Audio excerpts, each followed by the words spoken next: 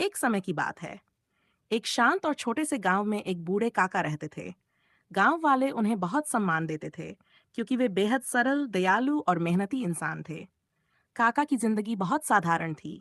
एक छोटा सा घर, उनकी प्यारी गाय गौरी और रोज की दिनचर्या।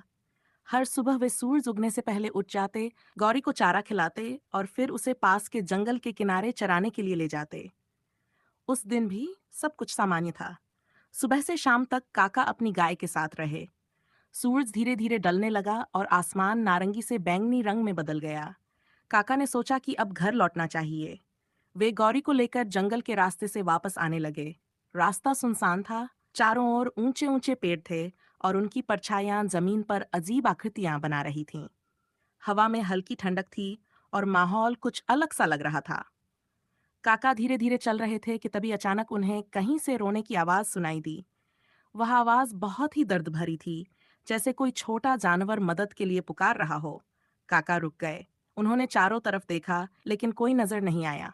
फिर से वही आवाज आई, इस बार और साफ। काका का दिल पसीज गया। उन्होंने सोचा, इस समय यहाँ कौन हो सकता है? शायद कोई बेचारी जानवर मुसीबत में है। वे उस आवाज की दिशा में बढ़े। कुछ दूर जाने पर उन्हें झाड़ियों के पास एक छोटी सी बकरी दिखाई दी। बकरी कांप रही थी और लगातार रो रही थी। काका धीरे से उसके पास गए और बोले, अरे बेचारी, तू यहाँ अकेली कैसे रह गई? उन्होंने आसपास देखा, लेकिन वहां कोई नहीं था। ऐसा लग रहा था कि बकरी रास्ता भटक गई है या किसी ने उसे छोड़ दिया है। काका का दिल भर आया। उन्होंने सोचा, अगर मैं इसे यहीं छोड़ दूंगा तो रात में इसे कोई जंगली जानवर नुकसान पहुंचा सकता है। उन्होंने बकरी को प्यार से उठाया और अपने कंधे पर बैठा लिया। बकरी अब शांत हो गई। काका ने अपनी गाय को आगे चलाया और खुद भी धीरे धीरे घर की ओर बढ़ने लगे। अब तक अंधेरा गहरा हो चुका था। चांद बादलों के बीच छिपता निकलता था, जिससे रास्ता और भी डरावना लग रहा था।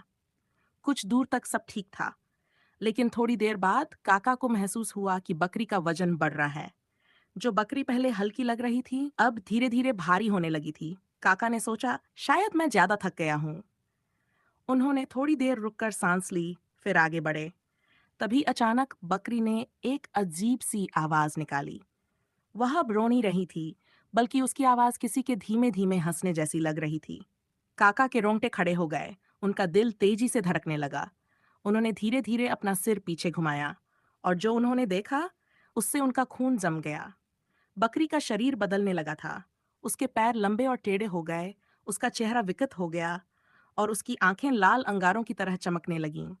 उसके बाल अचानक लंबे, काले और उलझे हुए हो गए। कुछ ही पलों में वह मासूम बकरी एक भयानक चुड़ैल में बदल गई।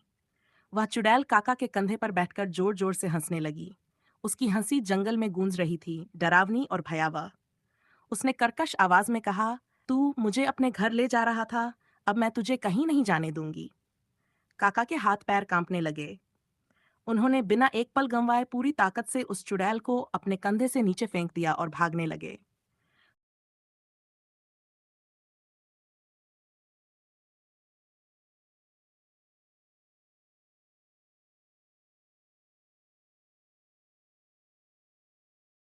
बहुत पास आ चुकी थी। काका ने एक पल भी नहीं सोचा। उन्होंने हिम्मत जुटाई और नदी में छलांग लगा दी। ठंडे पानी की तेज लहरों ने उन्हें हिला दिया। उनका शरीर कांपने लगा, लेकिन उन्होंने हार नहीं मानी। वे पूरी ताकत से तैरते हुए दूसरी ओर पहुंच गए। जब वे किनारे पर पहुंचे, तो उन्होंने पीछे मुड़कर देखा। चुड़ैल नदी के किनारे खड़ी थी। उसकी आंखें गुस्से से जल रही थीं, लेकिन वह नदी पार नहीं कर पा रही थी। वह चीख रही थी, चिल्ला रही थी, लेकिन जैसे कोई अदृश्य शक्ति उसे रोक रही थी। कुछ देर बाद उसकी आवाज धीमी पड़ गई और फिर वह अंधेरे में गायब हो गई। काका की सांसें फूल रही थीं। उनका पूरा शरीर कांप रहा था। वे किसी तरह उठे और लड़खड़ाते हुए अपने घर की ओर बढ़े। उस रात वे सो नहीं पाए। उनकी आंखों के सामने बार बार वही डरावना दृश्य घूम रहा था। अगले दिन से उनकी तबीयत बिगड़ने लगी। उन्हें तेज बुखार हो गया। वे बार बार बड़बड़ाते, वो चुड़ैल। गांव वाले घबरा गए। उन्होंने वैद्य को बुलाया। वैद्य ने जांच करके कहा, इन्हें बहुत बड़ा डर लगा है। इनका मन और शरीर दोनों कमजोर हो गए हैं। इन्हें आराम और देखभाल की जरूरत है। काका कई दिनों तक बिस्तर पर पड़े रहे। कभी उन्हें ठंड लगती, कभी तेज बुखार चढ़ जाता। रात में वे डर के मारे चौंक कर उठ जाते और चिल्लाने लगते।